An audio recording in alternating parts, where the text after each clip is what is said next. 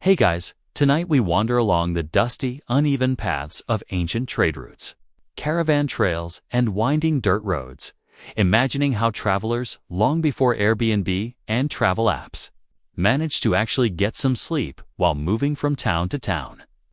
You probably won't survive this with your modern mattress expectations, but that's the fun part, isn't it? You can almost feel the stones pressing through your thin leather sandals, hear the rhythmic clop of hooves, smell a mixture of hay, sweat, and distant smoke from evening fires. Travelers were constantly negotiating comfort against danger, often improvising wherever they could. So, before you get comfortable, take a moment to like the video and subscribe, but only if you genuinely enjoy what I do here. Also, I'm curious, post your location and local time in the comments.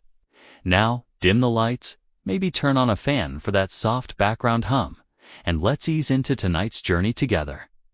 You trudge through a late afternoon haze, the horizon smeared in ochre and burnt sienna. Merchants with carts groan under the weight of goods, and wandering minstrels dart between inns, offering music for coins or, in some cases, a warm ear and a bedroll for the night. You notice the first challenge: where exactly to lay your head. Historians still argue whether long-distance travelers prioritize security over softness, or whether a decent night's sleep was even a realistic expectation on routes like the Silk Road. Some carried minimal bedding, relying on whatever town or camp would provide a mattress or straw pile. You imagine a Roman soldier pausing at a roadside villa, eyeing a modest cot in the guest room, thinking better than a rock at least. Meanwhile, a fringed tale tells of traders in Egypt sleeping with jars of perfume under their heads to keep the desert chill at bay and, also, apparently, to ward off sand spirits. You smile at that, thinking you might need a few jars of lavender for your own modern travels. The rhythm of the road dictates your steps. Your shoulders ache from carrying bundles tied with rough rope, and your stomach reminds you that meals are erratic and often humble. Bread, cheese, perhaps a few dried figs. At this point, the soft ground starts to look surprisingly appealing. Travelers had to judge each potential sleeping spot with a combination of practicality and instinct. Grass near a river offered softer padding, but also the unwelcome possibility of snakes, flooding, or curious villagers peering at your strange, foreign face.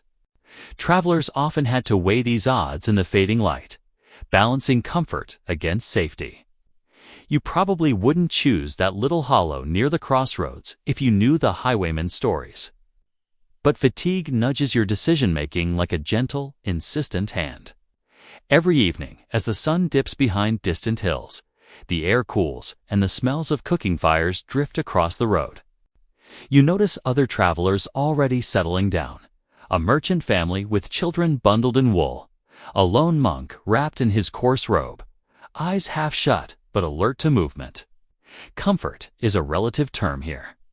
Some travelers carried small wooden pillows, an odd rectangular block meant to keep the neck stiff and upright, while others simply relied on folding themselves into a tight fetal shape on a bed of straw.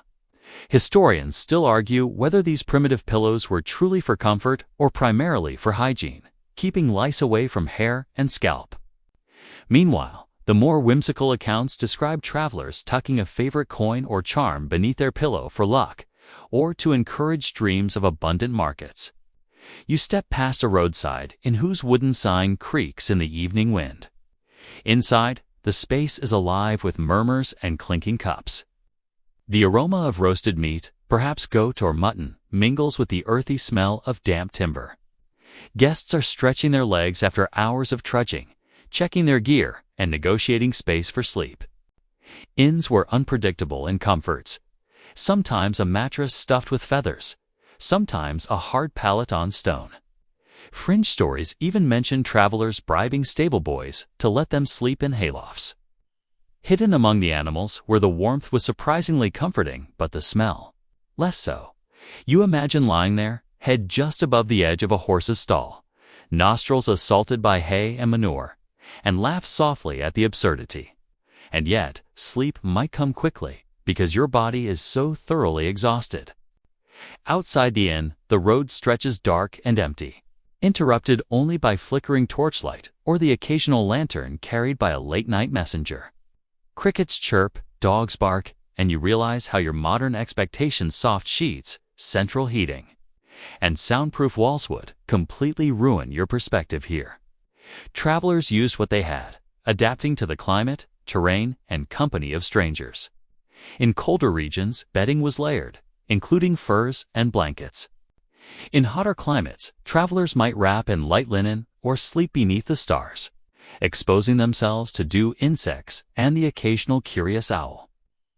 Historians still argue whether sleeping in open air was primarily for comfort, hygiene, or superstitions. Some thought exposure to the night sky brought spiritual protection, while others worried it invited malevolent spirits. Your eyes adjust to the dimming light, and you notice the variety of improvised sleep aids, rolled-up cloaks as pillows, bundles of straw, tide mats, even small hammocks strung between trees or beams. Fringe accounts tell of certain travelers hanging their cloaks above them to deter snakes or rodents, effectively creating an early form of mosquito net. You laugh quietly. Modern camping gear has nothing on human ingenuity born of necessity. The sensory experience is intense, the chill in your fingers as you roll your cloak, the occasional rustle of a fox in nearby undergrowth, the distant toll of a bell marking the hour. You imagine ancient travelers feeling the same tension between comfort, curiosity, and caution. Some travelers find solace in ritual. A small sip of water, a prayer whispered to gods or saints, a few bites of bread to stave off hunger pangs. Historians still argue whether these rituals were truly functional or more psychological, a way to create a sense of safety in an unpredictable world. You recognize the importance of ritual yourself, rolling your cloak just so, checking your bundle, adjusting your strap. Every small habit is a layer of security, a bridge between the chaos of the road and the calm you hope to find in sleep. Fringe accounts add colorful touches. Some carried tiny bells to ring at intervals during sleep, claiming it would ward off nocturnal demons or alert companions to danger. You smirk, imagining yourself jangling along the Silk Road like a human alarm clock. Night deepens, and a gentle fog begins to settle over the roadside. Travelers huddle closer to fires. Animals make soft, contented noises, and the smell of damp earth and wood smoke fills the air. The monotony of the trail, punctuated by the occasional shout or the sound of distant hooves, becomes oddly comforting, a rhythmic lullaby for those who have earned their rest through long miles of walking or riding. Fringe lore even tells of travelers using small stones heated in fire, placed inside fabric pouches, to warm their hands and feet while they slept, a simple, ingenious precursor to modern heating pads. You press your hands to a warm rock in your mind's eye, feeling the gentle transfer of heat, imagining the sighs of relief from ancient feet just like yours. By the time you finally curl up in a patch of straw near a low stone wall, the day's travel weighs heavily on you. Your body remembers the rhythm of the road, the uneven cobbles, the sudden dips, the jerky jolts of a cart over ruts. Your senses, still alert, gradually soften. Historians still argue whether true restorative sleep was possible for travelers under such conditions, or whether it was more a series of micronaps punctuated by startle and vigilance. Either way, humans adapted, creating comfort wherever possible, finding warmth in numbers, in furs, in clever tricks, and in the small personal rituals that made the night tolerable. You close your eyes, listening to the ambient orchestra of night, imagining traders, soldiers, and pilgrims around the world doing the exact same thing, centuries before your own restless thoughts. The wind rustles nearby leaves, carrying the faint scent of distant cooking fires. A horse shifts in its stall, a dog curls near a bundle of blankets, and the soft murmurs of fellow travelers become a soothing background hum. Sleep approaches not because of luxury, but because of exhaustion, creativity, and a shared humanity. And as you drift, you carry with you a tiny lesson from the ancients. Comfort isn't just what you lie on, it's how you adapt, how you improvise, and how you embrace the unpredictability of the world around you. You might never take a hot shower at an inn again without gratitude. But you now understand how travelers long ago found warmth, safety, and even a little peace on roads that stretched endlessly, under skies they couldn't control.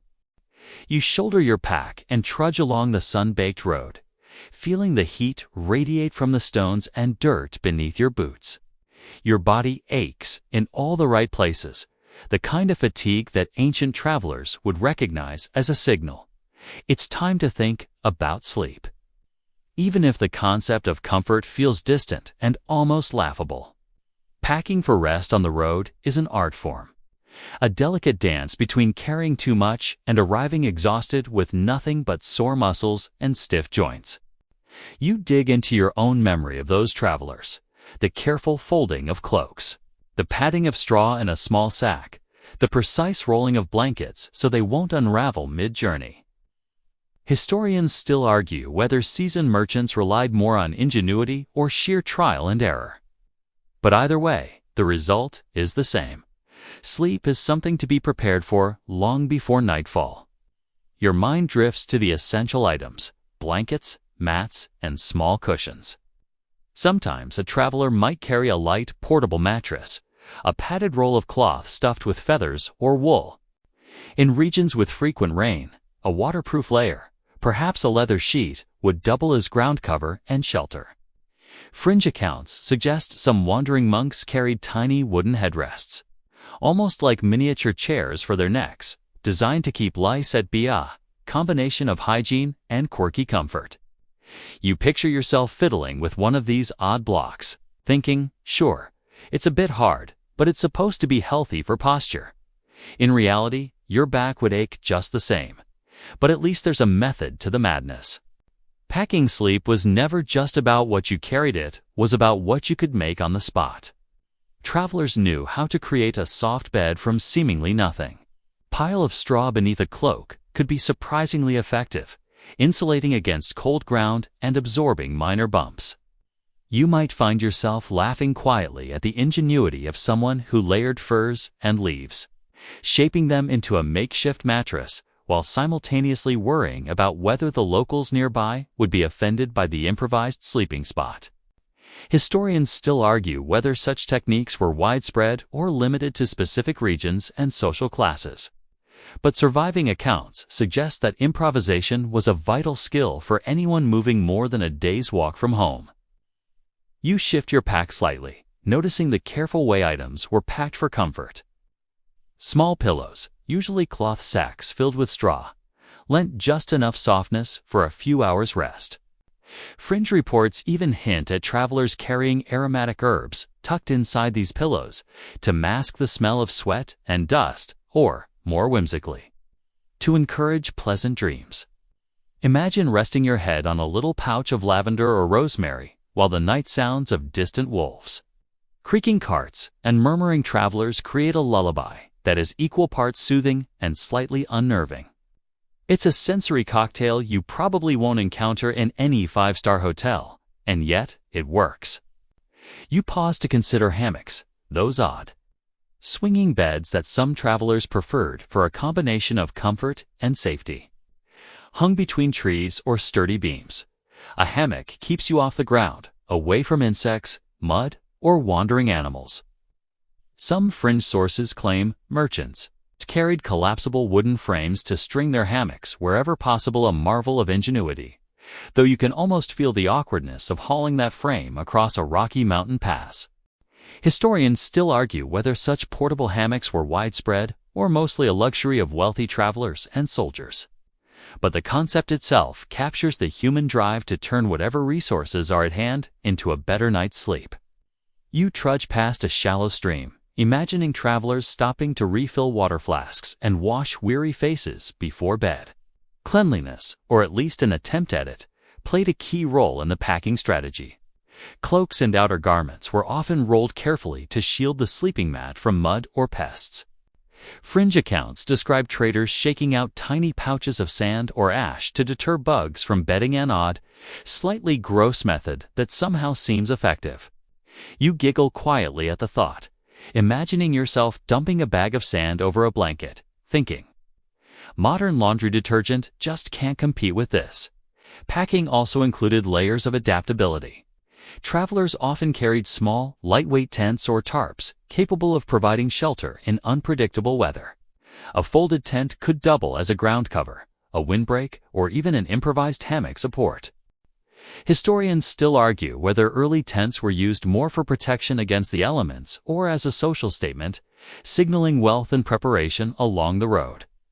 Fringe narratives suggest some tents were even scented or lightly decorated to make a traveler feel a sense of home or ward off unwelcome spirits at night.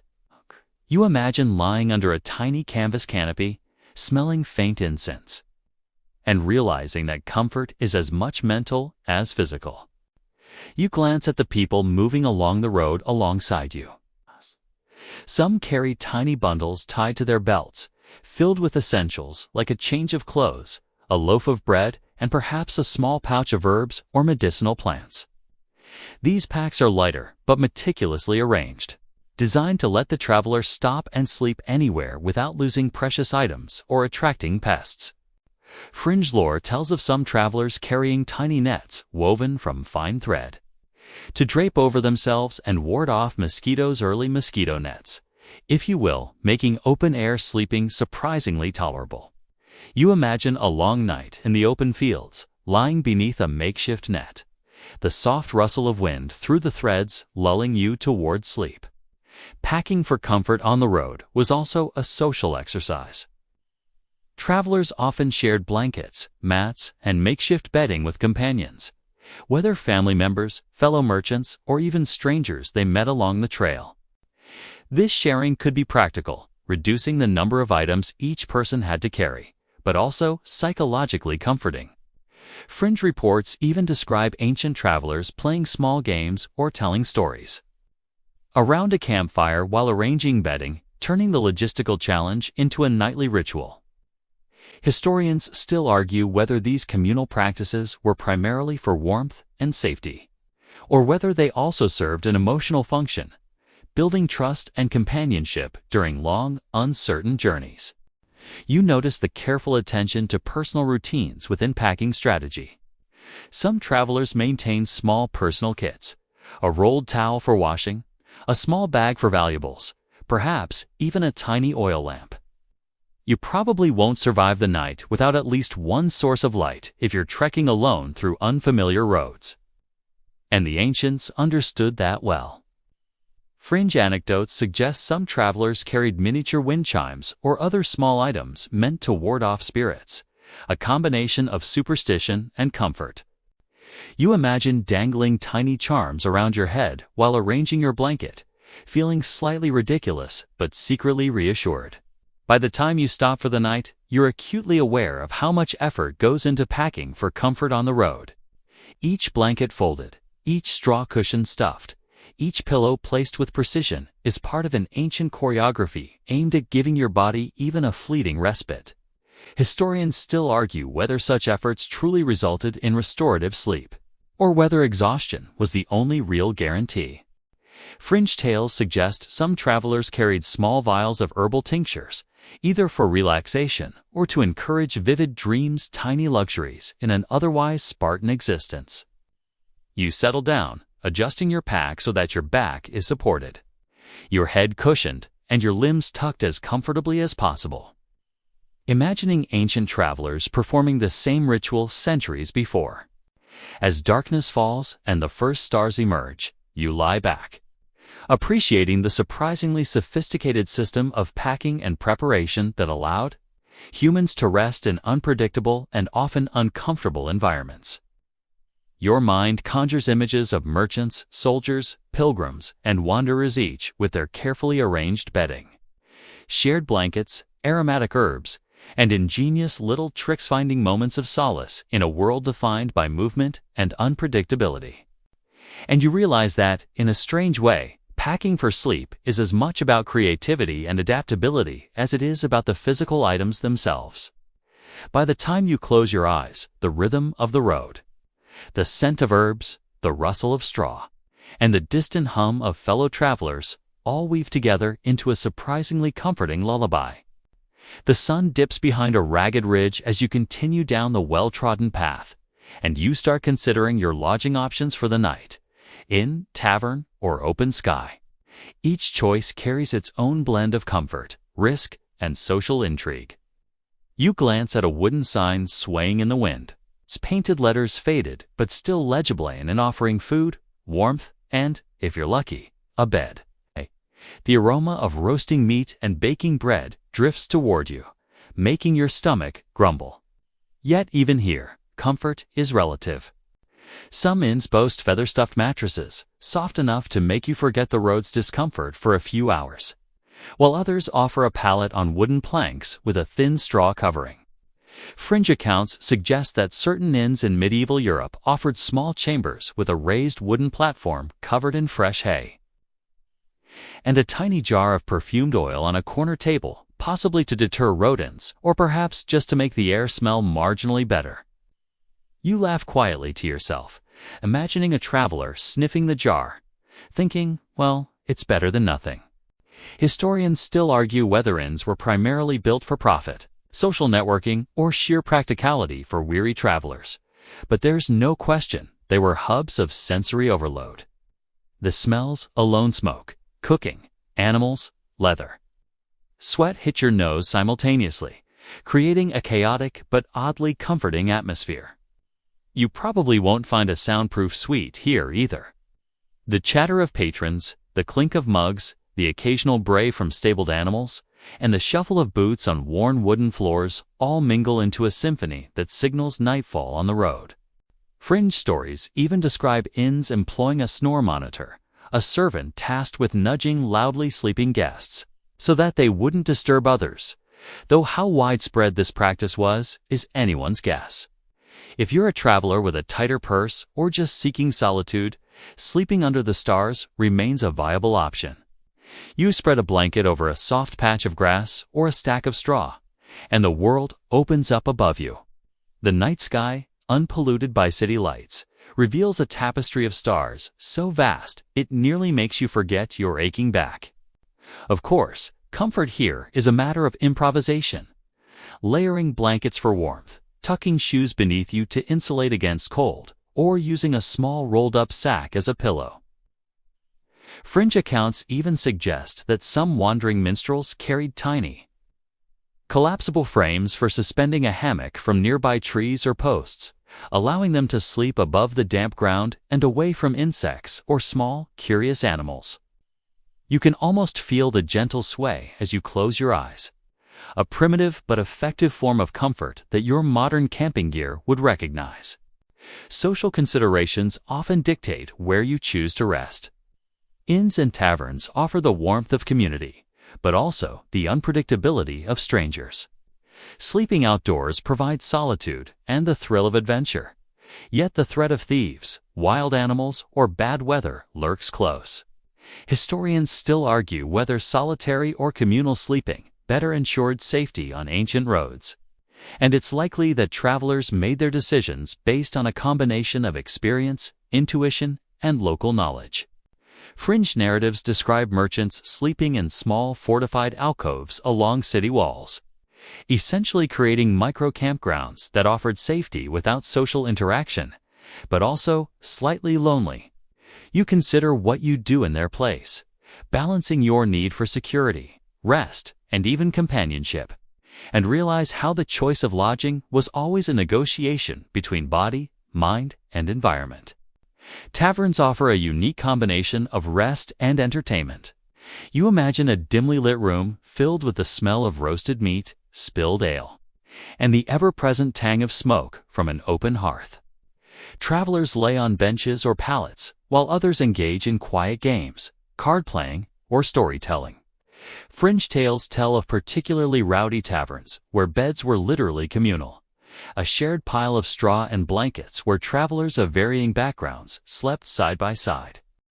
You wrinkle your nose slightly, but can't help imagining the camaraderie and occasional chaos of such arrangements. Historians still argue whether these practices were localized to specific regions, or whether they represent a more widespread tolerance for communal sleeping in pre-modern Europe. Safety, of course, is a paramount concern. Even within the seemingly secure walls of an inn, travelers are mindful of theft, overzealous animals, or structural weaknesses. Fringe accounts describe ancient innkeepers keeping small bells or whistles under the pillow of paying guests to alert them if intruders entered the room, a primitive alarm system that you can't help but admire for its ingenuity. You imagine lying awake, the faint jingle of the bell reminding you to stay alert, even as your exhaustion tugs you towards sleep. Outside, the wind rustles leaves and distant livestock settle in, creating a subtle, soothing rhythm. Some travelers favored the company of animals for security and comfort. Horses, donkeys, and even dogs often shared the same space, providing warmth, early warning against intruders, and a comforting presence. Fringe tales describe merchants sleeping with a horse tethered beside them, sometimes even using the animal's body warmth to fend off cold nights. Historians still argue whether these arrangements were more for comfort, safety, or convenience. But the stories highlight a clever integration of human and animal needs on the road. You imagine resting your head near a breathing horse, inhaling the earthy scent, and feeling an odd but genuine sense of safety. The open sky was also a stage for creativity. Travelers sometimes constructed temporary shelters from whatever was available. Sticks, branches, and discarded fabric could be woven into a tent-like structure, offering both privacy and insulation. Fringe accounts describe travelers constructing elaborate lean-tos, complete with layered straw floors and angled coverings to divert rain. Engineering feats, given the limited materials. You picture yourself arranging sticks and cloth, feeling a surprising sense of accomplishment as you create a cozy little nest on the ground, ready to face the night. Lighting is another variable that defines comfort. In inns and taverns, a small oil lamp or candle provides a flickering, comforting glow. Outdoors, you might rely on the fire you've built, if you're lucky enough to have fuel, or the stars themselves for guidance. Fringe reports even suggest that some traders carried small, reflective metal plates to amplify moonlight into their tents, creating a soft, eerie illumination. Historians still argue whether such devices were primarily functional or simply whimsical luxuries, but the ingenuity behind them is undeniable. You imagine lying beneath the faint light, feeling oddly cocooned despite the absence of walls or a proper bed. Finally, the choice between inn, tavern, or open sky often comes down to personal temperament and circumstance. Some travelers prefer the bustling company and heat of an inn, while others crave the quiet and solitude of a night under the stars. Fringe anecdotes suggest certain wandering monks opted for unconventional sleeping spots perched in tree branches or clinging to cliff ledges to escape the social chaos of inns or towns. Historians still argue whether these choices were survival tactics, spiritual exercises, or eccentricities, but they demonstrate the wide spectrum of sleeping strategies along ancient roads. You feel a curious kinship with them, imagining yourself perched high above a sleeping village, listening to the night wind, and reflecting on the delicate balance of rest, comfort, and adventure. By the time night deepens and the last tavern fires dim, you realize that the act of choosing where to sleep is not just about physical rest. It's about negotiation between safety and comfort, solitude and company, practicality and creativity. Fringe stories from perfumed haylofts to tree-perched monks illustrate the astonishing variety of solutions humans have devised in pursuit of a good night's sleep on the road. Historians still argue whether these solutions were driven by necessity, tradition, or superstition. But what is clear is that the human capacity to adapt and to find comfort in unexpected ways is remarkable. As you finally settle down in your chosen lodging, whether under a roof, beside a fire, or beneath the open sky, the night wraps around you, and you feel the slow, comforting release of tension that only true road weariness can bring. As you trudge along the road, the rhythmic clop of hooves and the occasional bray of a donkey remind you that animals were more than just transport. They were partners in the sleep equation. Pack animals, horses, and even dogs shaped where and how travelers found rest. You notice a merchant adjusting the straps on his mule, rolling a blanket over its back, and you realize that caring for the animals was an inseparable part of planning your own comfort. Historians still argue whether travelers prioritized their own sleep over that of their mounts, but it's clear that a tired horse could ruin an entire day's journey if neglected. Fringe accounts describe some merchants sleeping curled against their animals, using the warmth of a horse's flank to ward off the chill of early morning air. And you can't help but imagine the odd intimacy of that arrangement: shared warmth, quiet breathing, and mutual trust. Animals provided more than warmth. They offered security, both practical and psychological. Dogs, in particular, were prized companions for long journeys. A loyal hound could alert you to approaching strangers, scurry off to chase away thieves, or simply provide the comforting sound of a steady heartbeat in the night. Fringe tales suggest that some traders trained dogs to lie across the entrance of a tent, almost like living locks. Historians still argue whether this practice was widespread or limited to wealthy merchants and seasoned travelers. But the fact that it appears in multiple accounts suggests a deep-seated reliance on animals for both safety and emotional reassurance. You picture a scruffy dog lying next to your straw mattress, ears twitching, eyes half closed but always alert. A small guardian in the quiet dark. Horses were central to any traveler's rest strategy.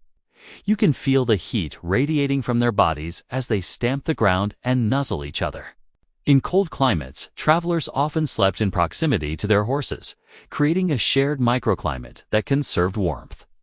Fringe anecdotes describe merchants carefully layering straw between themselves and the stable floor, tucking their feet beneath the horse's body and occasionally using the horse's mane as a rudimentary pillow. It sounds bizarre, almost comical, but exhaustion and necessity often breed ingenuity. You imagine lying on a bed of straw with a horse's flank pressed gently against your side, inhaling that familiar, earthy scent and feeling surprisingly comforted, even if it's not exactly luxurious. Pack animals influence the very layout of camps and resting spots. Travelers would scout areas that could accommodate both humans and beasts, often seeking flat, sheltered spaces near water and forage.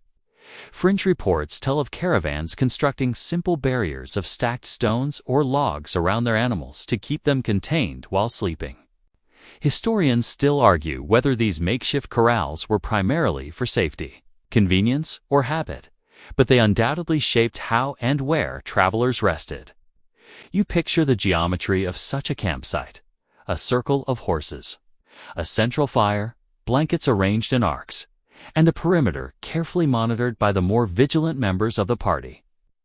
The behavior of animals also dictated the timing of sleep. Horses and donkeys, creatures of habit, needed rest and feeding on predictable schedules.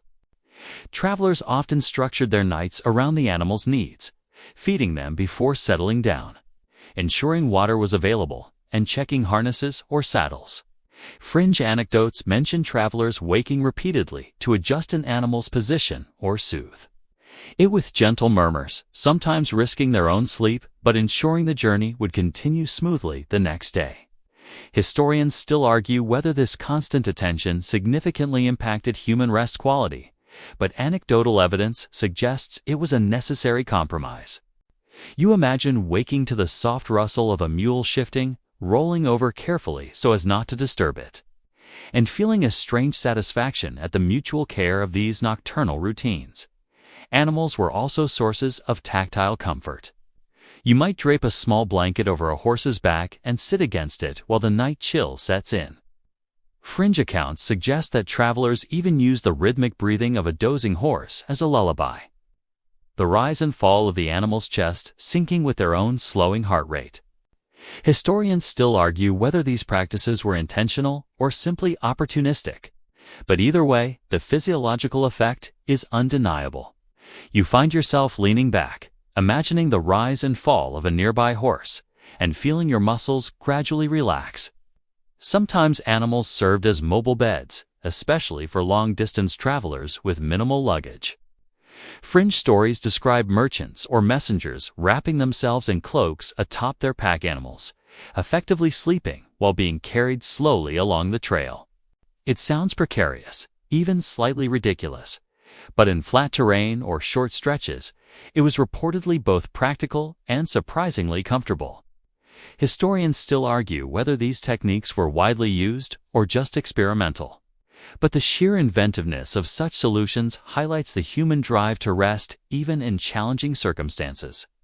You picture yourself draped across a mule, swaying gently with each step, the cool night air brushing your face. And imagine drifting into a dream that mimics the rhythm of the road itself. You also learn that animals can influence where humans sleep even when they themselves are not in use.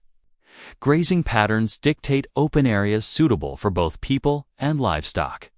Fringe reports tell of travelers following the paths of wild herds to find soft grass, fresh water, and relative safety from predators, almost like nature's own campsite selection service.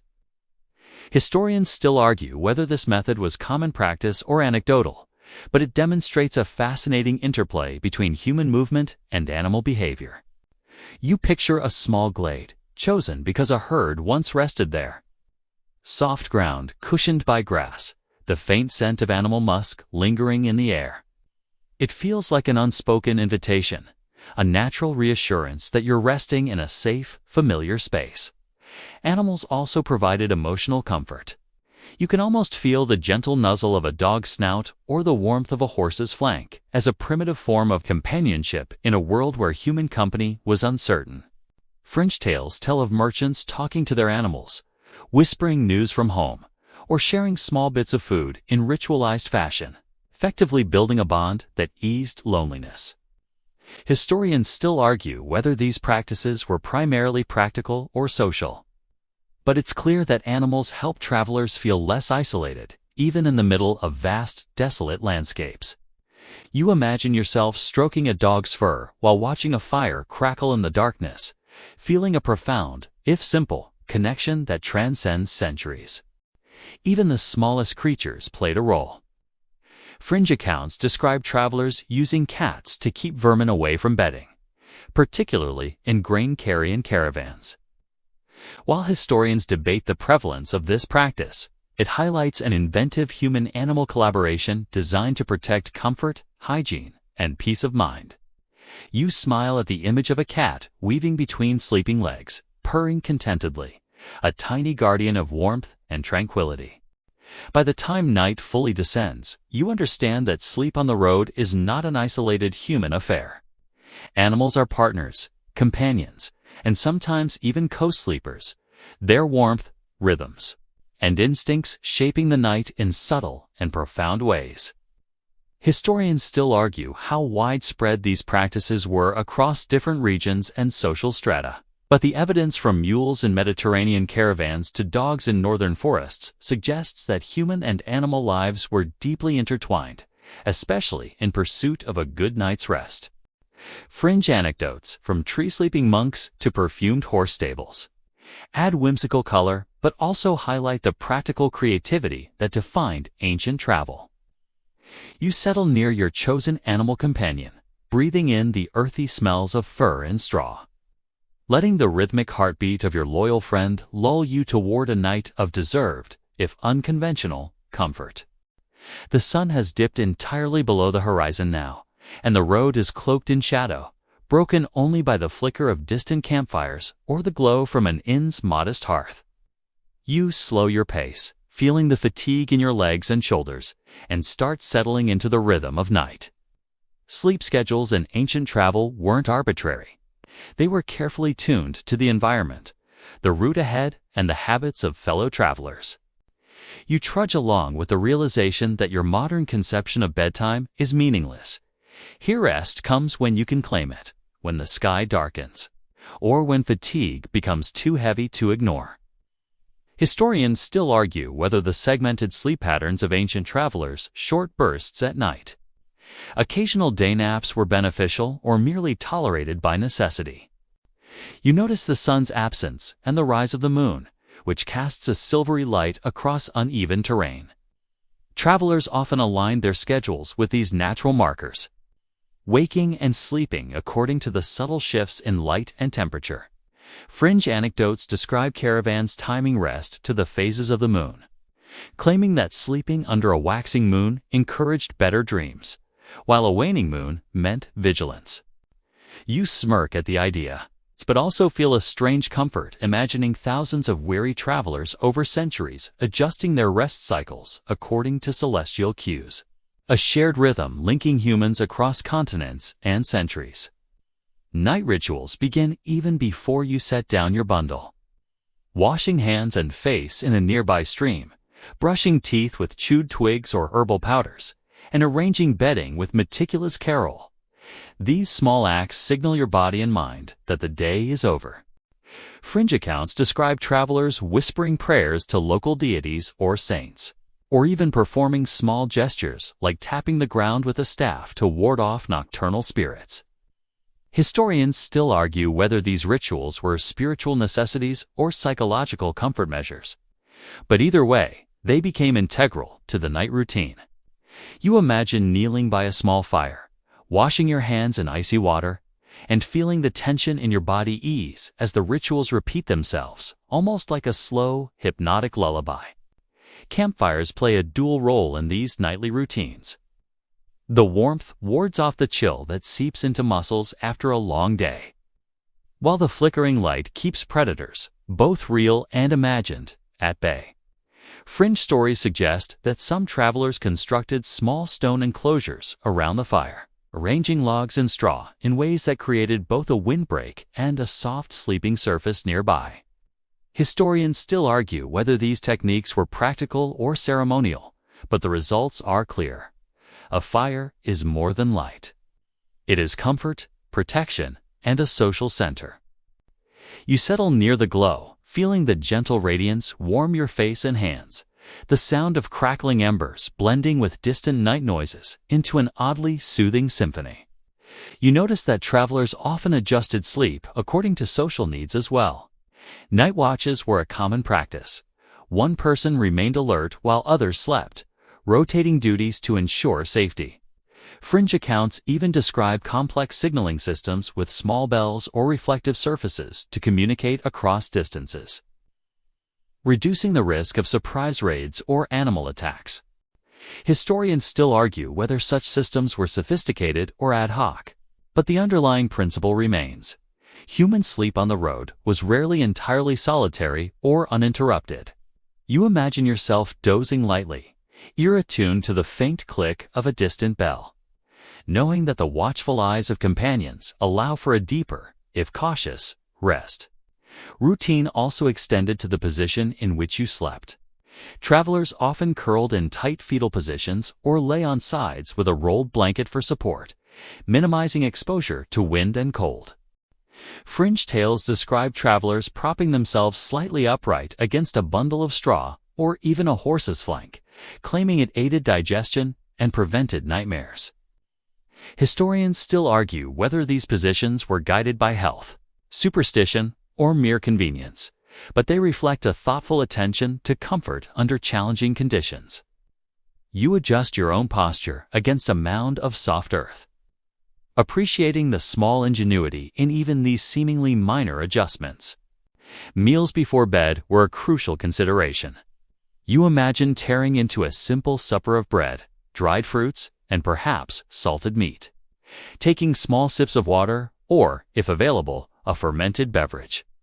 Fringe reports suggest that some traders carried tiny pouches of herbs or honey to sprinkle over bread, claiming it induced sleep or pleasant dreams. Historians still argue whether such practices truly affected sleep quality or were primarily psychological, but they speak to the human desire to shape rest through ritualized preparation. You nibble a piece of bread, savoring the simplicity and comfort of food in the quiet night, and feel a small wave of calm wash over you. The sounds of night are a constant, gentle companion. Crickets chirp, owls hoot, and the distant lowing of cattle drifts across the fields. Travelers learn to incorporate these natural rhythms into their own rest, often using repetitive sounds as a lullaby to ease into slumber. Fringe stories tell of certain pilgrims carrying small rattles or bells to create soothing background noise, masking disruptive sounds like wind or barking dogs. Historians still argue whether these sound strategies were widespread or localized practices, but the concept of auditory comfort is timeless. You lie back against your bundle, letting the subtle, layered chorus of night lull your thoughts into a gentle rhythm. Some travelers maintained personal rituals to ensure uninterrupted sleep. If you imagine unrolling your carefully packed blanket, fluffing a small straw pillow, and taking a moment to rearrange items around you for optimal comfort. Fringe accounts describe travelers whispering short blessings, placing small charms under their pillow, or even arranging their shoes in a precise alignment, believing it would ensure a safe and dreamless rest. Historians still argue whether these acts were superstition or practical, but the effect on morale and mental ease is undeniable. You feel yourself relaxing into the familiar sequence, a modern mind recognizing the psychological comfort ancient travelers relied on for sleep. Temperature control was another key factor in night routines. Travelers adjusted clothing layers, arranged bedding to trap warmth, or sought windbreaks in natural formations or temporary shelters. Fringe reports describe travelers placing heated stones wrapped in cloth near their feet or along their sides, a crude but effective precursor to modern heating pads. Historians still argue whether such methods were used widely or only by those with access to fire. But the underlying principle is clear. Human ingenuity shaped comfort even in the face of environmental extremes. You press an imagined warm stone near your feet, the gentle heat radiating through your body, and let your muscles finally unwind. Finally, rest was as much mental as physical. Travelers often used the quiet of the night to reflect on the day's journey, to plan the next leg, or to recount tales with companions. Fringe anecdotes describe whispered storytelling sessions by fires, where the gentle hum of voices became part of the lullaby of the road. Historians still argue whether this practice was primarily social, practical, or spiritual. But you understand intuitively that shared reflection can ease anxieties and deepen relaxation. You imagine listening to the murmur of companions, feeling your eyelids grow heavy. The rhythms of the night weaving together with the mental comfort of shared human presence. As the first hints of dawn creep along the horizon, you realize that these rituals, timing strategies, and sensory adaptations formed an intricate tapestry of rest, repeated nightly by travelers across centuries. Sleep schedules were not arbitrary. They were a carefully orchestrated response to fatigue, environment, social context, and the needs of both humans and animals. Fringe stories and historical accounts alike show a remarkable blend of practicality and creativity in the quest for comfort on the road. And now, wrapped in blankets, soothed by sound, and warmed by ritual, you drift toward sleep with a new appreciation for the discipline and ingenuity that defined the nightly routines of ancient travelers. You awake to the faint chill of dawn, the road shrouded in mist, and the scent of damp earth lingering in the air. Temperature control has always been a challenge for travelers, and you notice that even the simplest measures can make the difference. Between a restful sleep and a night of tossing and turning, travelers in ancient times adapted in clever ways, layering furs, blankets, and straw to trap heat against the cold ground. Fringe accounts even mention small portable braziers, sometimes placed safely near bedding, used to warm sleeping areas without starting a fire big enough to attract attention or danger. Historians still argue whether such devices were common or mostly restricted to wealthier travelers. But their ingenuity is undeniable. You shiver slightly, imagining the comforting warmth of a small brazier at your feet as you curl tighter into your bundle, embracing the early morning chill. Humidity and dampness presented another challenge. Travelers knew that sleeping directly on the ground during rainy seasons could lead to discomfort, sickness, or even frostbite in colder climates. Fringe anecdotes describe merchants placing layers of leaves beneath straw or adding waterproof cloth to their bedding arrangements, creating simple yet effective insulation. Historians still argue whether such techniques were widely used or isolated innovations, but the concept of creating a dry microenvironment reflects a sophisticated understanding of comfort. You imagine lying atop layered leaves and straw, feeling surprisingly protected from the cold, damp, and marvel at human ingenuity born from necessity. Sunlight and heat pose their own set of problems. In warmer regions, travelers often slept in shaded areas, under trees, or within the partial cover of tents and tarps. Fringe stories describe ancient merchants suspending thin, reflective fabrics above their bedding to bounce sunlight away, cooling their temporary shelters with minimal resources. Historians still debate whether these methods were common or experimental, but the principle is clear. Travelers sought to manipulate their environment to optimize sleep conditions. You shade your eyes with an arm, imagining the clever arrangement of light-reflecting cloth above you, and feel the cooling effect even in your mind's eye. Insulation was often improvised. Travelers layered furs, wool blankets, or even extra clothing to create a buffer against cold nights. Fringe accounts mention stuffing small pouches with dried herbs or straw, then placing them inside bedding to add both warmth and a soothing fragrance. Historians still argue whether the aromatic aspect of this practice was ritualistic, medicinal, or merely for comfort, but the multi-purpose approach demonstrates an ingenious use of available materials. You roll over in your layered blanket, inhaling an imagined scent of dried lavender and straw, feeling the tension in your muscles ease. Wind was another relentless adversary. Travelers sought natural windbreaks, such as rock formations, dense trees, or earthen embankments, to shield themselves from chilling drafts. Fringe stories describe temporary barriers built from sticks and woven reeds, creating miniature shelters in open fields. Historians still debate whether these were widespread practices or rare improvisations, but the effort clearly indicates that wind was a significant consideration in ancient sleep strategy. You visualize constructing a small shield against gusts, the rhythmic swish of leaves overhead lulling you toward rest as the world around remains alive yet distant. Rain and other inclement weather forced travelers to innovate further. Simple tents or tarps were invaluable, yet not always available. Fringe accounts tell of travelers hollowing shallow depressions in the earth and lining them with leaves, straw, or cloth to stay dry during sudden showers.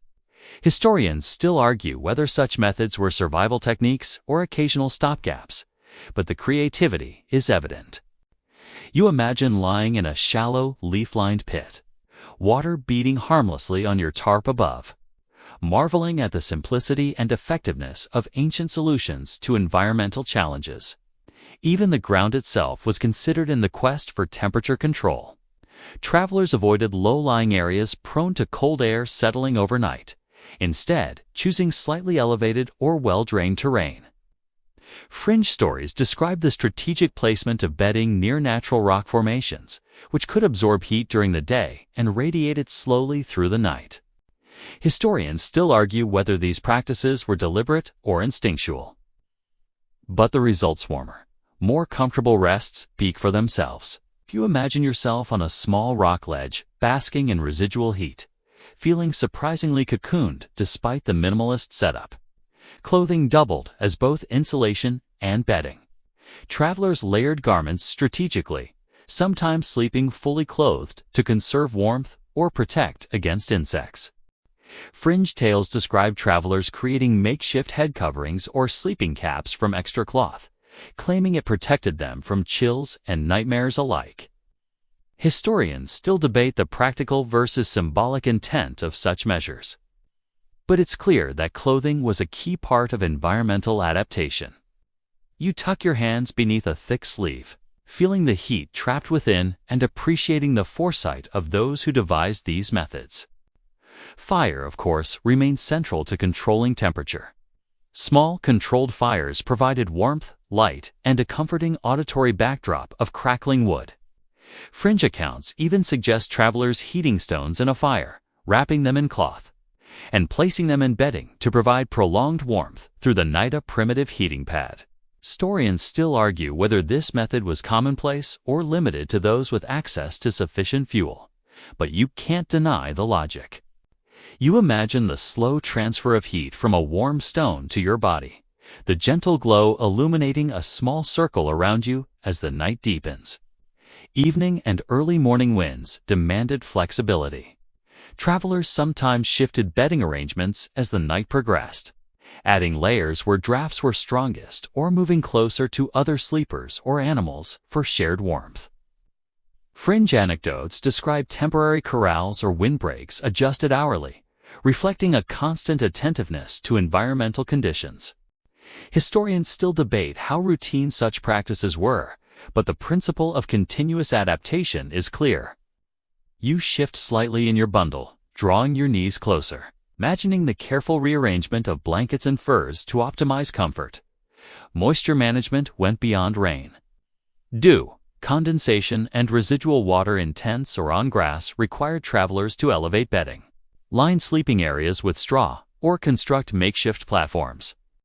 Fringe tales describe traders using overturned crates, tied bundles of fabric, or even stacked stones as rudimentary beds, keeping themselves above dampness while retaining proximity to their fire. Historians still argue whether these methods were standard practice or inventive exceptions, but they illustrate a commitment to comfort despite minimal resources. You imagine lying atop a small platform of packed straw, dampness harmlessly absorbed beneath you, feeling a sense of security and warmth despite the chill of dawn. Temperature control was as much psychological as physical. Travelers often carried hot beverages, small pouches of warming spices, or aromatic herbs to enhance the perception of warmth and soothe anxious minds.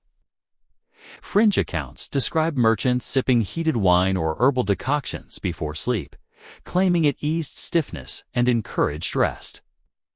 Historians still argue whether these beverages genuinely affected sleep or merely comforted the traveler's imagination, but you can feel the appeal.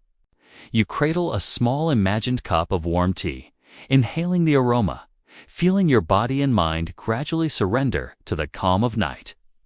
Finally, adaptation to local climates demanded knowledge and improvisation.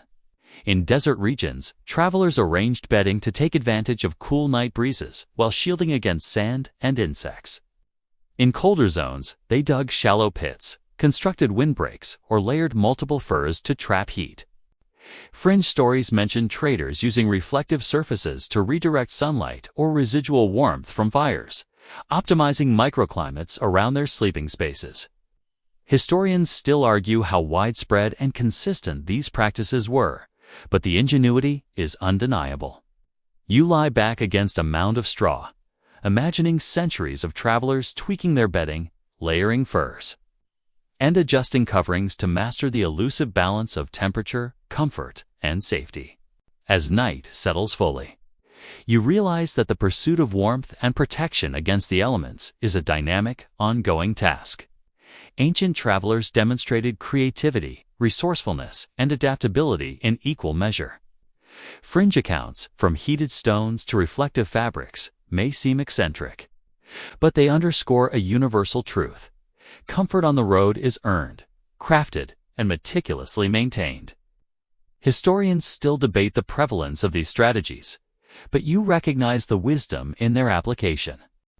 As you close your eyes, feeling the gentle warmth of layered straw and imagined heated stones, you drift into a sleep that is neither luxurious nor easy, but profoundly earned and satisfying, a testament to the human ability to adapt to the world, no matter the terrain or climate.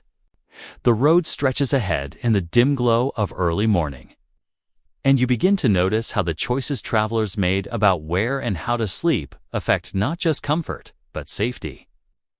Ancient roads were alive with activity: merchants heading to markets, pilgrims on religious journeys, soldiers on patrol, and the occasional wandering bard or storyteller.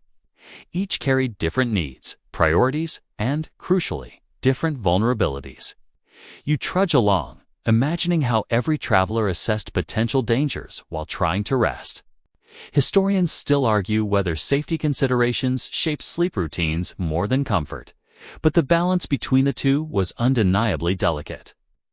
Nighttime threats were a constant consideration. Predators, both human and animal, lurked along the roads and in surrounding forests. Travelers adapted by choosing elevated campsites, clearing brush for visibility, or sleeping in groups with shared watches. Fringe accounts suggest some travelers even arranged small piles of stones around their bedding, believing that a careful configuration could ward off nocturnal spirits or alert them to approaching danger. You can't help but imagine lying on a makeshift bed of straw, ears tuned to the faintest rustle, half hoping for silence, half expecting the world to test your vigilance. Animals played a critical role in nighttime safety. Dogs patrolled sleeping quarters, horses' restlessness alerted to approaching humans, and even birds perched nearby could serve as an early warning system. Fringe tales describe merchants teaching dogs subtle signals, like barking twice or thrice, to indicate whether the threat was minor or serious. Historians still argue about the reliability and prevalence of such training, but the underlying idea reflects the deep bond between humans and animals in ensuring both rest and survival. You imagine a loyal dog nestled near your feet, alert yet calm, a quiet sentinel in the night. Human companions also influenced sleep strategies. Caravans often arranged bedding in circles or semicircles around a campfire, keeping the most vulnerable individuals near the center. Fringe stories suggest that in some regions, youngest travelers or those perceived as weaker were wrapped in extra blankets or placed near particularly protective animals. Historians still debate whether these practices were dictated by social hierarchy, practical necessity, or custom, but it's clear that sleep was never purely an individual affair. You envision lying in a tight circle with companions and animals, sharing warmth, vigilance, and the quiet reassurance of presence. The environment dictated not only location, but also posture. Travelers chose positions that balanced warmth, accessibility, and readiness to act if necessary. Sleeping upright against a tree or a bundled cloak provided a balance between rest and alertness. Fringe accounts describe merchants or pilgrims propping themselves partially upright with rolled blankets, claiming that the posture reduced vulnerability to surprise attacks. Historians still argue whether these techniques were more psychological or practical. But you feel the logic of staying semi-alert, your body coiled like a spring, ready to respond. Lighting was another element of safety. Fires not only provided warmth and comfort, but also served as deterrents for predators and thieves. Fringe accounts describe travelers using small clay lamps or reflective surfaces to signal across distances, creating an early warning network for neighboring camps. Historians still debate whether these signaling systems were sophisticated or improvised, but the principle is clear. Control over light could provide both security and psychological reassurance. You imagine a small flickering lamp near your bedding, casting shadows that seem to hold the night at bay while your mind begins to relax. Noise management became surprisingly important. Travelers often used low murmurs, soft singing, or rhythmic drumming to create a sense of presence, deterring potential threats. Fringe tales suggest that some caravans employed tiny wind chimes or hung small bells on stakes, alerting sleepers to movement while lulling them into a gentle doze. Historians still argue whether these techniques were superstitious or practical, but you recognize the ingenuity behind turning the environment into a defensive lullaby. You imagine the soft tinkle of a bell, blending with distant owls and rustling leaves, forming a strange but effective white noise that encourages rest. Barriers, both natural and improvised, were central to nighttime safety. Travelers leaned against rocks, huddled near dense trees, or constructed small windbreaks that doubled as deterrents for animals and humans alike. Fringe reports describe travelers layering branches and leaves in intricate patterns around bedding, creating visual and physical obstacles for anyone attempting to approach unnoticed. Historians still argue whether these methods were standard or experimental, but they reflect an intuitive understanding of spatial control for comfort and security. You visualize arranging a mound of sticks and straw around your bedding, feeling cocooned and surprisingly secure despite the open night. The presence of other travelers could also dictate sleep quality. While group sleeping offered security, It introduced unpredictability, snores, shifting bodies, and the occasional restless horse or mule. Fringe accounts describe clever arrangements, layering mats in staggered positions, using bundles of straw or cloth to buffer sound, or assigning night watches to monitor disruptions. Historians still debate how common such meticulous arrangements were, but the goal remains clear: maximizing comfort without compromising vigilance. You imagine yourself snuggled in a carefully arranged bundle of blankets and straw, ear tuned to the rhythm of companions' breathing, feeling both part of a living network and surprisingly cocooned from the night. Food and drink before sleep also influence safety and rest. Travelers carefully rationed provisions, ensuring that meals were sufficient to sustain, but not overly indulgent, which could cause discomfort or sluggishness during the night watch. Fringe stories suggest that some caravans included small fermented beverages to induce drowsiness, believing they balanced the body's readiness to sleep with the alertness required for safety. Historians still argue whether these beverages were widely used or more ritualistic, but they highlight a recurring theme. Sleep was never purely passive. It required preparation, strategy, and foresight. You sip an imagined herbal infusion, feeling warmth and relaxation mingle with a heightened awareness of your surroundings. Even the psychological aspect of perceived danger played a role. Travelers often used storytelling, subtle humor, or shared conversation to calm anxieties and ease into sleep. Fringe accounts describe whispered legends of nocturnal spirits or protective charms, blending caution with amusement, creating a communal atmosphere that simultaneously distracted from and acknowledged the dangers of the night.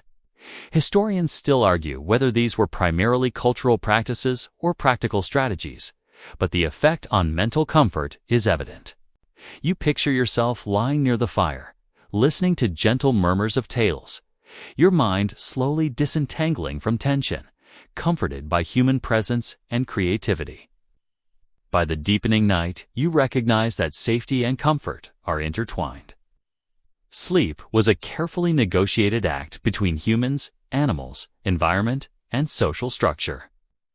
Fringe stories from stone barriers to tiny signal bells highlight the ingenuity and adaptability required for restful, secure slumber on the road. Historians still debate the prevalence and sophistication of these measures, but the underlying principle endures. Rest was an art form, a choreography of vigilance, creativity, and adaptation. You settle into your bedding, ears tuned to the night, surrounded by companions and animal guardians, and feel the tension in your body slowly dissolve as you finally allow yourself to drift into the well-earned embrace of sleep. The world outside darkens and quiets, save for the occasional rustle of leaves or distant braying of a donkey. As you lie in your carefully chosen spot, the nuances of comfort become more apparent. Ancient travelers didn't merely accept their surroundings, they manipulated them, transforming a patch of grass, a stone ledge, or a worn wooden floor into a sleeping arrangement that could sustain them through long, unpredictable nights. Fringe anecdotes describe merchants and pilgrims creating multi-layered bedding systems, combining straw, cloth, animal hides, and even small wooden boards to craft a stable, insulated surface.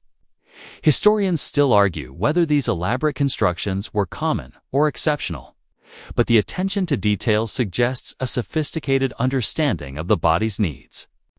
You arrange yourself on an imagined pile of materials, feeling the subtle give under your weight, the faint crunch of straw beneath a blanket, and a small sense of pride at the cleverness of these early sleep engineers. Temperature and airflow are constantly in negotiation. Even slight breezes can sap warmth, and the cold ground leaches heat from your body. Travelers developed layered bedding strategies to combat this, positioning straw or cloth to trap air and using furs to prevent heat loss. Fringe tales describe heating stones in the fire and tucking them near feet or under blankets, effectively creating a warm cocoon. Historians still argue whether such methods were widely accessible or reserved for wealthier travelers, but the ingenuity is undeniable.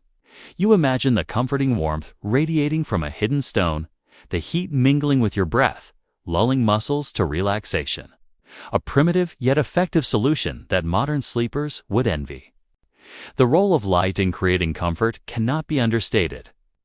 Shadows, candle flames, or dying embers of a fire provide more than visibility. They influence perception and mental calm. Fringe accounts tell of travelers using small, reflective objects to gently illuminate tents or bedding, softening the darkness without attracting unwanted attention. Historians still debate whether these measures were practical or ornamental. But you can easily imagine the subtle reassurance a faint glow brings in an unfamiliar or potentially dangerous environment. You feel your eyelids grow heavy, the flickering imagined flame blending with the rhythmic sounds of nighttime creatures. Sound management is another delicate art. The cacophony of a crowded-in wash, the low murmur of companions, or the unpredictable noises of the outdoors could disturb sleep. Travelers adapted by strategically positioning bedding away from noisy elements, employing layers of straw or cloth to muffle sound, and relying on animals as both alarm systems and calming presences. Fringe anecdotes describe small wind chimes or hung bells that alerted sleepers to movement while producing a soothing background hum. Historians still argue whether such measures were standard or occasional eccentricities, but their existence highlights a conscious effort to manipulate auditory surroundings. You imagine the faint chime of a bell merging with the low rustle of leaves, creating a hypnotic rhythm that guides you toward slumber. The texture and firmness of a sleeping surface were more important than you might expect. Travelers experimented with various combinations of materials: soft straw, thick furs, layered fabrics to achieve a balance between support and comfort. Fringe tales suggest that some even packed sacks with sand or dirt to add weight and stability to bedding, a peculiar yet practical strategy in wind-prone areas. Historians still argue whether such practices were common across regions or isolated to particularly inventive individuals. But you feel the logic. A stable, cushioned bed reduces restlessness and eases fatigue. You lie on your imagined mattress, noting the subtle give beneath your shoulders and hips, feeling the precise balance that centuries of trial and error have produced.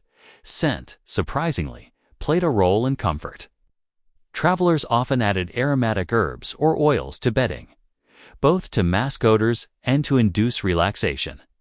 Fringe stories describe merchants carrying tiny pouches of lavender, rosemary, or mint, sprinkling them over straw or cloth before sleep. Historians still debate whether the calming effects were recognized scientifically or were primarily symbolic, but the psychological impact is undeniable. You inhale a faint, imagined aroma of dried herbs, feeling muscles unclench and mind soften, a subtle sensory cue signaling that rest is imminent. Social arrangements influence sleep patterns as well. Group sleeping required negotiation, patience, and compromise. Travelers position themselves to optimize warmth, minimize disturbance, and maintain safety. Fringe accounts describe staggered bedding arrangements, small partitions created with bundles of cloth, and rotational night watches to ensure the group remained alert. Historians still argue how formalized these arrangements were, but the principles shared vigilance and comfort remained consistent across accounts. You visualize lying beside a companion, blankets overlapping slightly, breathing in the shared scent of travel-worn garments, feeling the quiet reassurance of proximity without sacrificing personal space. Animals continued to play an essential role. Horses, dogs, and smaller pack animals often shared the sleeping space, providing warmth, security, and companionship.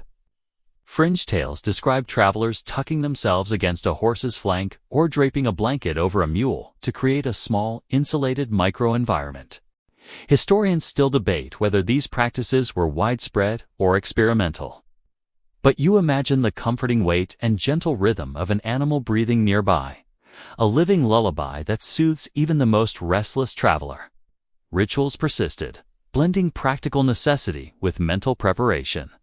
Travelers often performed small acts before lying down, arranging bedding, checking gear, whispering prayers, or speaking brief affirmations.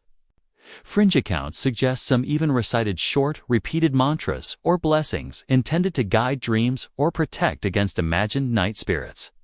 Historians still argue whether these were religiously motivated or psychological strategies, but the effect on focus and relaxation is apparent. You arrange your imagined bundle, straighten the straw, tuck a corner of blanket for comfort, and feel the familiar rhythm of preparation. Signal your body that sleep is imminent. Finally, adaptation to environmental quirks was constant. Uneven ground, damp soil, or the proximity of other travelers required ingenuity. Fringe stories tell of traders constructing temporary platforms from wooden planks, stacking straw to form small beds above damp terrain, or using natural depressions as semi-enclosed shelters. Historians still argue whether these were rare improvisations or common solutions, but they highlight a fundamental truth. Comfort on the road is a dynamic process, a constant negotiation between body, environment, and circumstance. You lie back against your layered straw and fabric, imagining centuries of travelers performing the same adjustments, feeling a deep kinship with those who have learned to sleep amidst the challenges of the road. As night deepens, you realize that every detailed temperature, light, sound, texture, scent, social arrangement, animal companionship, ritual, and environmental adaptation contributes to a mosaic of comfort. Fringe anecdotes and historical records alike illustrate the ingenuity, patience, and subtle art of achieving rest in unpredictable conditions. Historians still debate the prevalence and uniformity of these practices, but the fundamental principle stands. Sleep was carefully crafted, a conscious interplay of strategy and adaptation. You settle fully into your imagined nest, muscles finely relaxing, breathing slowing, the distant night sounds folding around you, and drift into a deep, well-earned slumber that blends centuries of learned wisdom with the quiet persistence of your own body's needs. The faint light of dawn begins to seep into the sky, brushing the edges of your temporary campsite with pale gold. You stir lightly, feeling the impressions of the night's bedding beneath you, the subtle contour of straw, the soft give of layered cloth, the lingering warmth of a nearby animal. Even before opening your eyes fully, you recognize the intricate choreography that allowed you to sleep, a combination of environment, preparation, animal companionship, social structure, and simple human ingenuity. Historians still argue whether such meticulous arrangements were universal among travelers or primarily the domain of seasoned merchants and pilgrims. But the thoughtfulness embedded in every decision is undeniable. You swing your legs over the side of the bedding, noticing the first sounds of morning birds calling, distant hooves striking the earth, the occasional bark or bray from nearby animals. Travelers often woke gradually, adjusting to the subtle shift in light and temperature before rising. Fringe accounts suggest that some even performed gentle stretching or ritualized motions while still lying down, loosening muscles and joints before standing fully upright. Historians still debate whether such practices were widely observed or anecdotal, but you can feel the wisdom in a slow, deliberate awakening. You take a few deep breaths, noticing the crisp air, the earthy scent of dew-soaked soil, and the quiet reassurance of a world that has survived the night just as you have. Breakfast, if it occurred at all, was simple and often portable. Travelers nibbled dried bread, cheese, fruit, or small meat rations, sometimes washed down with water or a mild fermented beverage. Fringe tales suggest that some traders carried small herbs or spices, both to flavor their food and to settle the stomach before another long day on the road. Historians still argue whether these additions were primarily practical or a luxury, but the principle remains. Preparation and sustenance were inseparable from rest and recovery. You imagine breaking a piece of bread, savoring the taste and texture, and letting the calm morning ritual reinforce the sense of security and readiness for travel. Animals, as always, are active participants in the morning routine. Horses are brushed, saddled, and fed. Dogs are checked and allowed brief exercise. Even smaller pack animals are attended to before humans depart. Fringe anecdotes describe travelers talking to their animals as if they were companions in the truest sense, murmuring encouragement or small bits of instruction. Historians still debate whether this was practical training or emotional comfort, but the result is the same: a synchronized human-animal system that maximizes efficiency, safety, and well-being. You watch a mule nuzzle a straw pile affectionately, imagining the unspoken bond that has carried countless travelers through nights both harsh and serene. The selection of a morning departure site was deliberate. Travelers often packed and moved carefully, considering terrain, accessibility, and residual environmental conditions. Fringe reports describe scouting for nearby water sources, clear lines of sight, and flat areas that could accommodate both people and animals.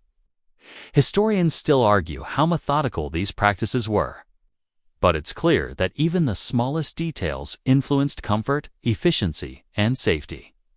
You imagine walking through Duladen grass, carefully avoiding low spots where dampness has settled overnight, feeling the deliberate rhythm of a journey that has already internalized countless lessons from the past. Travelers' personal hygiene also shaped their readiness. Washing faces and hands in streams, brushing teeth with chewed twigs or herbal powders, and occasionally bathing in nearby water sources were routines that promoted both health and mental clarity. Fringe anecdotes suggest some pilgrims added fragrant herbs or oils to the water, claiming it invigorated the senses and enhanced alertness. Historians still argue whether these were practical or symbolic rituals, but you can easily see the calming and rejuvenating effect on body and mind.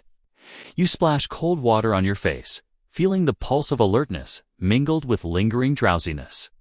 A small miracle of routine that readies you for another day on the road. Sleep habits left lasting impacts on travelers' energy and productivity.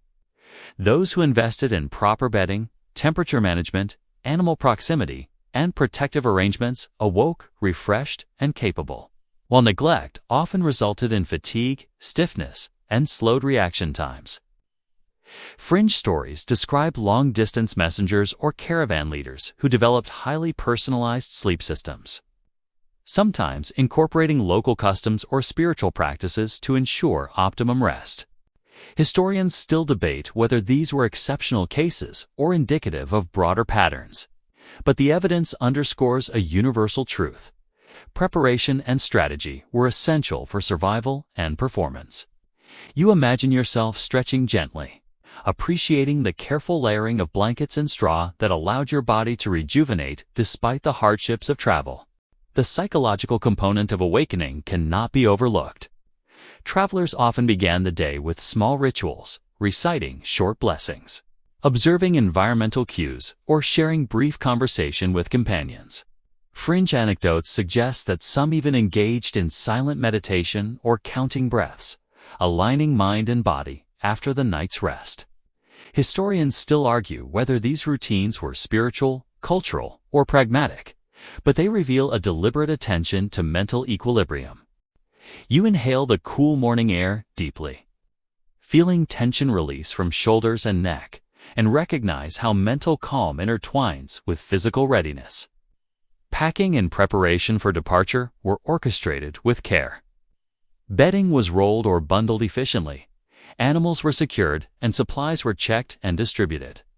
Fringe reports describe clever techniques for folding blankets or rolling straw to create portable, durable packages, often tied with leather strips or simple cordage. Historians still argue about the prevalence of these techniques, but the ingenuity involved illustrates a broader human capacity to optimize comfort, security, and efficiency simultaneously. You picture yourself tucking a bundle of straw under a cloak, balancing practicality with the tactile satisfaction of well-organized materials. Finally, the very act of setting out after rest is a continuation of the sleep ritual itself. Travelers moved with awareness of their bodies, their animals, and the road ahead. Fringe stories highlight early risers performing gentle limbering exercises or stretching alongside horses, ensuring that muscles, joints, and spirits were fully awake before the journey resumed. Historians still debate whether such practices were regional innovations or widespread techniques. But you can feel the benefit: a body and mind fully attuned to the road, carrying forward the legacy of centuries of travelers who learned to sleep well, rise well, and travel well. As the sun climbs higher, you understand that sleep, rest, and awakening were not isolated acts, but parts of a continuous cycle. Every decision from bedding selection to animal care, from ritual to environment, was interwoven, a complex choreography that balanced comfort, safety, and efficiency. Fringe anecdotes, combined with historical accounts, paint a vivid picture of human ingenuity in the pursuit of rest. Historians still debate prevalence and uniformity, but the principles endure. Preparation, adaptation, and attentiveness shaped every hour of sleep and every step of the journey. Stretching, breathing, ready to face the day, carrying the accumulated wisdom of countless travelers who came before you. The sun has now fully risen, painting the landscape in warm hues and signaling the start of another long day on the road. You pause for a moment, taking in the interplay of light, shadow, and the gentle murmur of your companions and animals awakening. Sleep on the road was never a static experience. It flowed with the environment. Social context and the human and animal rhythms intertwined in a delicate balance. Fringe accounts tell of travelers using early sunlight to signal rising, performing small morning rituals to gradually transition from rest to activity. Historians still argue whether these rituals were spiritual, practical, or simply comforting habits, but the effect on alertness and readiness is undeniable. You stretch, feeling the residual warmth from layered bedding, the faint dampness of morning dew, and the slow awakening of muscles stiff from hours of rest. Travelers often began the day with careful attention to posture and circulation. Rolling shoulders, stretching arms, and gently flexing legs were common practices, ensuring that stiffness or fatigue didn't compromise the journey ahead. Fringe tales describe some merchants performing small exercises alongside their animals, aligning breathing and movement to create a harmonious start to the day.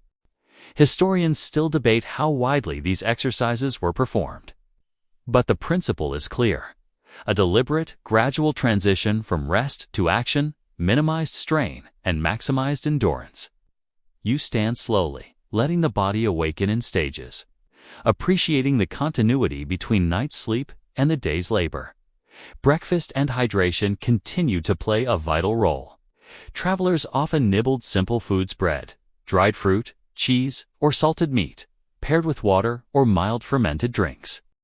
Fringe accounts suggest the addition of small herbs or spices to improve digestion and even induce alertness, a blend of practicality and sensory pleasure. Historians still argue whether such additions were standard or selective, but the underlying concern is universal: the body requires fuel to function effectively, and thoughtful nourishment before departure ensures that the energy gained from sleep is not wasted. You imagine breaking a piece of bread, feeling the satisfaction of sustenance mingled with the residual comfort of a night well spent. Animals, once again, dictate much of the morning choreography. Horses are brushed, saddled, and fed. Dogs are checked and allowed brief exercise. Smaller pack animals are organized to carry supplies efficiently.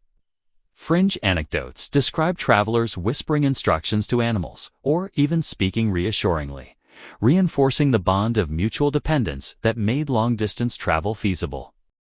Historians still debate whether these practices were widespread or particular to experienced travelers, but the principle is consistent. Attentive care of animals directly affects human comfort, safety, and productivity. You watch a horse nuzzle a bundle of straw, imagining the quiet partnership that carries centuries of travelers forward. Packing and organizing the campsite required strategic thought. Bedding had to be rolled, stored, or tied efficiently, personal belongings sorted, and fire or light sources extinguished or preserved for future use. Fringe reports describe ingenious folding techniques or clever packing methods designed to reduce bulk, protect against dampness, and make retrieval easy during travel. Historians still argue how standardized these practices were, but the creative problem-solving involved reflects a deep understanding of human needs on the move. You carefully roll an imagined bundle of blankets and straw, appreciating both the tactile satisfaction and the practical efficiency of the arrangement. Travelers also had to navigate environmental conditions. Early morning fog, dew-laden grass, and uneven terrain required vigilance. Fringe tales recount travelers selecting slightly elevated spots to avoid lingering moisture or arranging stones to create small platforms that kept bedding dry. Historians still debate whether such measures were routine or occasional improvisations, but they illustrate the integration of environmental awareness into every facet of rest and movement. You step carefully through the damp grass, noting the coolness against your fingers, the subtle crunch of soil beneath your feet, and the quiet reassurance of terrain thoughtfully chosen. The psychological component of leaving a resting spot is often understated. Travelers reinforced confidence by performing small rituals, speaking brief prayers, exchanging morning greetings with companions, or subtly checking gear and animals for readiness. Fringe accounts describe whispered affirmations, small touches to bedding, or symbolic gestures intended to transfer protection and vigilance from night to day. Historians still debate whether these rituals were primarily practical, spiritual, or psychological, but they clearly contributed to mental equilibrium. You straighten your posture, inhale deeply, and feel the layered security of night's preparations extending into the day's journey. Group dynamics shaped departure routines. Travelers often moved in clusters, with experienced individuals leading, carrying key items, or coordinating animals. Fringe stories describe small rotations in the order of departure, ensuring that weaker or younger travelers gained additional protection, or that animals were released in a controlled, efficient sequence. Historians still argue about the prevalence of these practices, but the underlying principle is clear. Thoughtful organization optimized comfort, safety, and efficiency. You watch companions arrange themselves and their animals, appreciating the rhythm and foresight that guide each movement. Weather and seasonal patterns also influenced morning routines. Travelers adjusted clothing layers, added protective coverings for rain or wind, and considered the day's forecast in planning, movement, and pace. Fringe anecdotes describe early risers creating makeshift shades, arranging reflective cloths, or using water-soaked furs to cool in hot climates. Historians still argue whether these techniques were common or exceptional, but the principle remains. Proactive adaptation to environment enhanced both comfort and safety. You adjust an imagined cloak over your shoulders, feeling prepared for sun, wind, or the unpredictable whim of weather, and sensing a quiet confidence in your readiness. Finally, the act of moving forward after a night's sleep embodies the integration of rest into the broader rhythm of travel. Every step is informed by the care taken in preparation, the bonds with animals and companions, the attentiveness to environment, and the ingenuity of centuries of travelers. Fringe stories highlight the persistence of individualized rituals, spatial awareness, and subtle adjustments to maintain comfort while navigating long, often unpredictable roads. Historians still argue how uniform or widespread these practices were, but the cumulative wisdom is evident. Sleep, preparation, and travel are inseparable, a continuous dance of adaptation and resilience. You step onto the road fully awake, muscles loose, mind alert, and spirit subtly buoyed by the accumulated knowledge of those who perfected the art of sleeping well on the road. As you move forward, you realize that each night's sleep and every morning's preparation are not isolated events, but part of a seamless continuum. Comfort, vigilance, adaptation, and social cooperation intertwine, creating a tapestry of rest that transcends centuries. Fringe anecdotes and historical records alike illuminate human ingenuity in the face of unpredictability, demonstrating that the simple act of lying down in a strange place can be as complex, deliberate, and artful as the journey itself. Historians still debate prevalence and methods, but the principle is universal. Sleep on the road was a carefully crafted, mindful experience, blending practicality, creativity, and communal wisdom. You continue onward, carrying forward the lessons of 1,000 nights. Every step an echo of the strategies and rituals that ensured travelers rested deeply, woke fully, and journeyed resiliently.